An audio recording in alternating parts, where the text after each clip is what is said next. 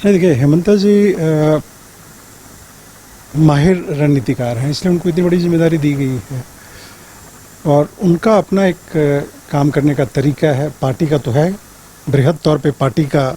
जो पॉलिसी है उसी के अंदर कर रहे हैं, लेकिन आसाम में आप जानते हैं कि किस तरह झारखंड, उड़ीसा, बंगाल से आदिवासी वहाँ गए हैं, चाय बागानों में काम कर रहे हैं। तो वो साइकोलॉजी को हेमंता जी बहुत बेहतर ढंग से समझ रहे हैं, ट्राइबल साइकोलॉजी को, और अपनी रणनीति में उसका उस नॉलेज का जो उनके पास ज्ञान है ट्राइबल साइकोलॉजी का,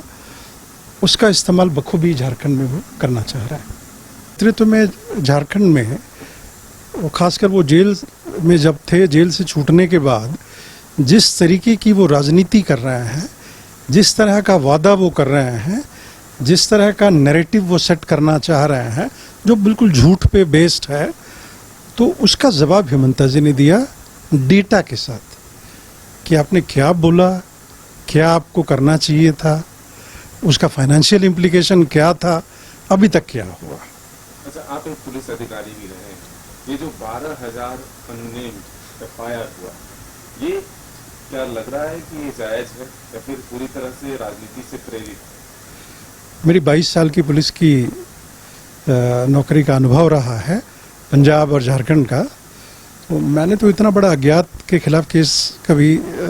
न देखा है न सुना है। और ये बिल्कुल सही हेमंता जी ने कहा है कि जब आप इतने लोगों के खिलाफ अज्ञात केस दर्ज करते हैं, या तो आप लिखिए अज्ञात फला फला फला फला अज्ञात के खिलाफ केस दर्ज, 12,000 अज्ञात केस के खिलाफ केस, क्या मतलब है? आप फ्यूचर के लिए एक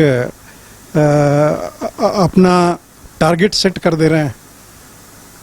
इतने लोगों को उठा के अंदर करेंगे, किसी को भी जो जरा भी चू चपड़ किया, जो जरा भी विरोध किया, चाहे वो संथाल परगना है कि कोल्हान में है कि पलामू में है, आसान तरीका ना।